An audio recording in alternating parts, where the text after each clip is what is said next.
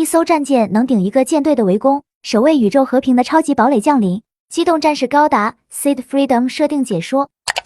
型号 LHMBB03S 千禧年号是扎夫特为和平观察组织 Compass 所建造的一款新型宇宙战舰。该战舰在 Compass 组织里的序列号为 SCC-102，也就是继另一艘序列号为 SCC-101 的大天使号之后，加入 Compass 组织的第二艘宇宙战舰。尽管这艘千禧年号在造型上具有鲜明的特色，与当前服役的各型宇宙战舰存在着较大区别，但还是能够从千禧年号几个比较突出的特点看出，该型宇宙战舰与扎夫特之前服役的密涅瓦号存在诸多相似之处。其中最为显著的地方，便是这两型战舰都带有可折叠的机翼结构。这个结构可以让千禧年号能像密涅瓦号一样，为自身提供升力，从而像飞机一样在大气层中进行飞行。不过不同的地方在于，密涅瓦号的机翼在舰体靠前位置，而新造的千禧年号则将机翼挪到了舰体尾部，并且在整体造型上比密涅瓦号要更加的修长，使得千禧年号在高速性能上的表现要更加突出。包括在海上航行的能力，千禧年号同样也具备。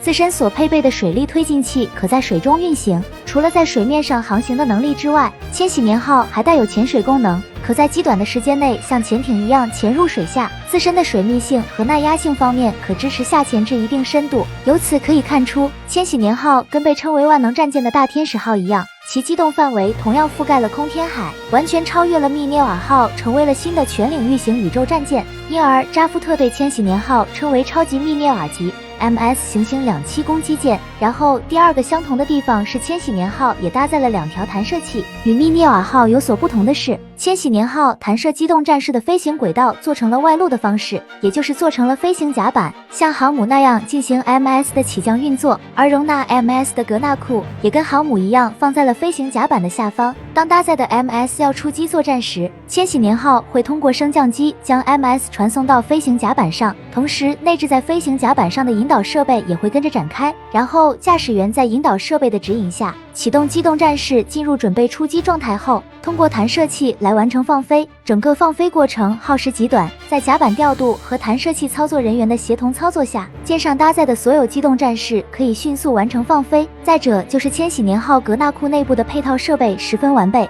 而这部分也是千禧年号调度系统的重要组成部分。这套系统是基于密涅瓦号的调度系统发展而来，其信息化和智能化的水平很高，不但能够快速响应机动战士执行各种作战任务的需要，还能帮助整备班组人员快速展开维修保障作业，从而确保千禧年号上各个环节的工作流程始终稳定有序运作。接着第三个显著不同的地方是，对密涅瓦号上专门供脉冲高达使用的弹射系统进行了更改。鉴于脉冲高达分段出击不再具有实质意义，所以在千禧年号上也就不再使用分段出击这一方式，直接跟其他机动战士一样以 MS 形态进行出击。但在千禧年号的飞行甲板下方位置有设置脉冲高达背包装备使用的出击口，通过无人机进行运送的方式，在脱离千禧年号了以后，再与脉冲高达组合成完整形态。而关于舰上武装方面，千禧年号大体上沿用了密涅瓦号的武装配置，其中在舰首位置安装了一座 QZX-1D 型洋电子破城炮，这个是在密涅瓦号唐怀瑟洋电子破城炮的基础上改进而来，除了输出的威力同样十分强大之外，改进之后的洋电子破城炮可同时向4个方向进行输出，以此扩大打击范围来消灭更多的目标。剩下的作用与大天使号一样，利用洋电子炮对空气产生的排斥效应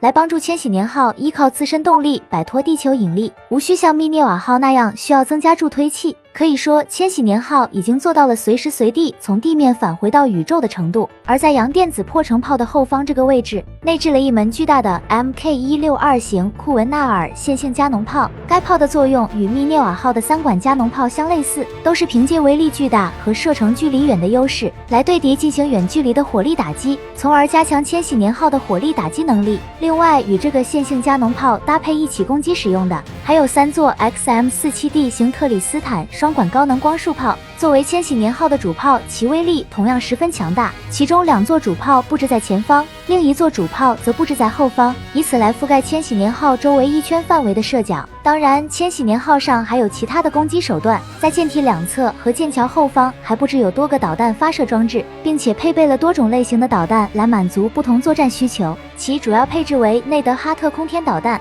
帕西法尔对地导弹和迪斯帕防空导弹等等。必要时，这些导弹可设置冷发射，延迟点火。通过这个方式，可以在一片区域形成雷场，直到目标进入隐性响应范围时，就会自动发起攻击，这样就能实现布雷的战术效果，从而出其不意攻击对方。然后舰首底下这个位置安装了新型攻击装备轰天热力撞角，该装备在启动了以后会进行加热，提升破坏力，然后在千禧年号高速性能的加持下，直接加速撞向对方，就能给予重大伤害。像一些体积较小的舰艇，很容易就被这个撞角直接撞断成两半。由此可见，千禧年号所具备的攻击能力是相当的丰富。而在防御方面，千禧年号的表现同样也十分突出。首先是跟其他舰艇一样，在千禧年号多个位置也布置了近防火神炮，通过极高的射速在周围形成弹幕，以此来防御各种来袭的导弹和抵近攻击的机动战士，并且在舰首位置还安装了4组全新武装线控炮。该武装无需人员进行操作，只需舰上的火控系统完成目标锁定，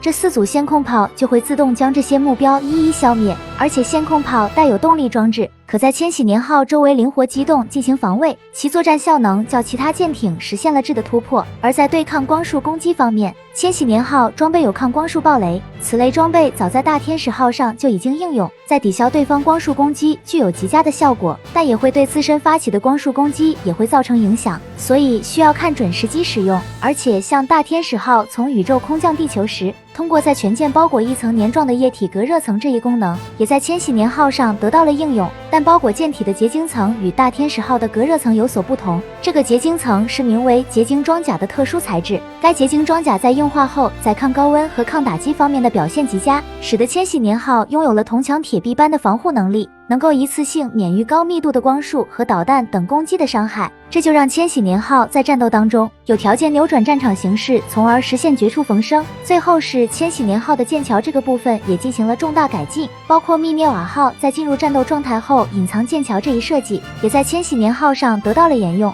以此来提升舰上核心人员的生存能力，不至于被对方一次命中而直接造成重要人员伤亡。然后舰桥内部的布局较密涅瓦号则发生了较大变化，其整体上呈圆形进行布局，并且一共按照相关人员的职责设置了8个座位，其中处在中间位置的位置属于舰长，而承担舰长职务的人员为阿列克谢晋江。之后在宇宙中与 Foundation 王国进行决战时，舰长临时改由马留拉米亚斯担任，而阿列克谢晋江的职务暂时调整为副舰长。接着在舰长座位右手边的位置属于副舰长座位，而承担副舰长职务的人员为阿瑟川恩，原先在密涅瓦号上也承担了副舰长的职务。之后在与 Foundation 王国的战斗中，阿瑟则挪到了旁边的位置来负责情报信息系统的操作，也就是代替了原操作员光疾风的位置。另一个同样来自原密涅瓦号上的人员还有阿比温莎，他在千禧年号上的职责为通讯管制员，所在的位置在舰长座位右手边后边，主要负责管理各个单位与千禧年号的通讯联系。而在舰长座位正后方位置是 CIC， 其相关职责的人员为艾伯特海因莱因，主要负责包括武装在内的各个子系统的操作，还负责机动战士信息管理和协同作战指挥。对比大天使号需要5人协同操作的 CIC， 可以说千禧年号 CIC 的集成程度已经到了非常高的水平。然后舰长左手边位置的是雷达系统操作员，所负责的操作人员是杰米汤普森，他主要负责通过雷达系统探测、跟踪、识别目标，并为舰长指挥决策时提供关键情报。接着坐在雷达操作员的右手边位置的是奥利维亚鲁斯卡尔，他的职责应该是辅助 MS 和 MA 战斗运作的管理人员，不过到目前为止他的工作内容并不是很确定。而在舰长正前方位置的则是舵手，一开始舵手是名为马库斯马格达内尔的人员，但在与 Foundation 王国的战斗中改由驾驶水平更高的阿诺德诺伊曼来代替驾驶。值得一提的是，该千禧年号还在操纵舰艇方面做了重大改进，这个改进就是增加了一个战斗舰桥。当千禧年号进入到战斗状态时，舵手的座位就会挪到舰长座位附近，然后位于舰桥中间的升降机就会启动，将舵手和舰长上升至顶部的战斗舰桥。利用战斗舰桥采用了开放式这一设计，让舵手和舰长获得了最佳视野进行作战，但这也增加了被直接攻击的风险。所以在进入战斗舰桥时，舵手和舰长都需要提前更换宇航服，以便提升战斗舰桥被击中后的生存几率。由此可见，战斗舰桥这个位置尽管十分有利于作战，但所带来的风险也是十分巨大。所以在选择启用战斗舰桥时需要谨慎，最后在剑桥上这2个位置还是有大屏的显示器，该显示器主要用来综合显示各方面的情报信息，方便舰长等相关人员举行作战会议时进行查看。同时，这2个显示屏还安排了2名操作员负责操作，而这2名人员分别是吉姆·莱尔和陶乐斯·布里斯托。由于这2个位置均没有设置座位，使得他们2个在操作时都是以站立的方式来进行，因此在战斗状态下，这2名操作员都不会在此停留。到这里，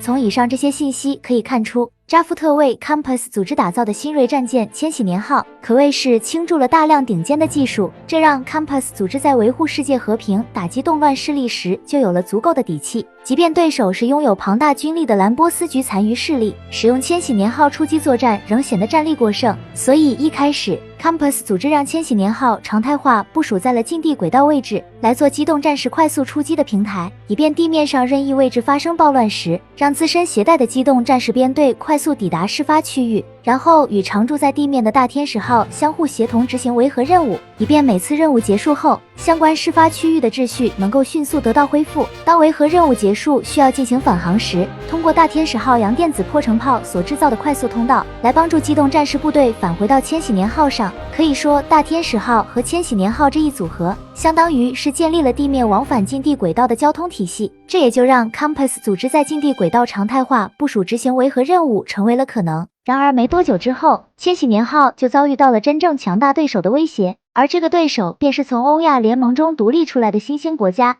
Foundation 王国。为了平定米凯尔上校率领的兰波斯局残余势力， Compass 组织接受了 Foundation 王国的邀请，决定在欧亚联盟的边境附近与 Foundation 王国共同围剿这股兰波斯局残党势力。然而这场邀请实际是 Foundation 王国设下的一个圈套，行动一开始没多久就控制了基拉的心智，使其擅闯边境线与欧亚联盟发生了冲突。然后 Foundation 王国便利用基拉制造的这一混乱局面，便开始启动蓄谋已久的另一个作战计划。很快，旗下黑骑士小队立即调转枪口，出其不意对 Compass 组织给予了重大打击。而这一下让 Compass 组织遭遇到了前所未有的危机，连留守在后方位置的千禧年号差一点就葬身在了 Foundation 王国蓄意对自身发起的核打击当中。但好在及时潜入水下，这才得以逃过一劫。就这样逃离了 Foundation 王国后，前往了奥布。在这之后，Compass 组织很快就明白了这一切其实都是 Foundation 王国为启动命运计划而设置的圈套。于是，在奥布的帮助之下，Compass 组织决定在千禧年号上重新组织战力，前往宇宙向 Foundation 王国发起决战，以一场战争阻止对方发起的命运计划。然而，奥布早已被 Foundation 王国监视，很快就对奥布的卡加利下达通牒，表示将在10分钟后使用镇魂曲对奥布进行打击。也就是在这一危急的时刻，基拉主动与 Foundation 王国进行了联系，在经过10分激烈的对话之后，成功让对方将镇魂曲的打击目标转移到了千禧年号上，让奥布躲过了这一次毁灭性的打击。而千禧年号则利用了自身的机动性能优势，在巨大光束落下的一瞬间进行高速转向，非常惊险地避开了镇魂曲的打击，没有让 Foundation 王国得逞，然后凭借这一股气势冲到了宇宙当中。随即 Foundation 王国规模庞大的宇宙舰队也开始严阵以待，一场真正检验千禧年号战斗力的战役也就此展开。但好在这场战役并不是 Compass 组织孤军奋战，包括奥布、Plant 和地球联合等势力也加入到了这场战役当中。这个场面仿佛2年前的弥赛亚战役又重演了一遍，一幕幕惊险万分的战斗场面再一次出现在月球上。随着整场战役开始进入白热化，使得千禧年号一度险些被扎夫特激进派从后方击破，但还好有迪亚卡和伊扎克的及时拦截，在2人连番攻击之下，没有让扎夫特激进派采取的特工手段在千禧年号上得手，成功化解掉了千禧年号的危机。最终，千禧年号抓住了击破 Foundation 王国旗舰的机会，在撞角冲进对方船体的那一瞬间，所有武装同时攻击，将对方轰成了碎片。于是 Foundation 王国就此战败， Compass 组织也由此拿下了这场酣畅淋漓的胜利。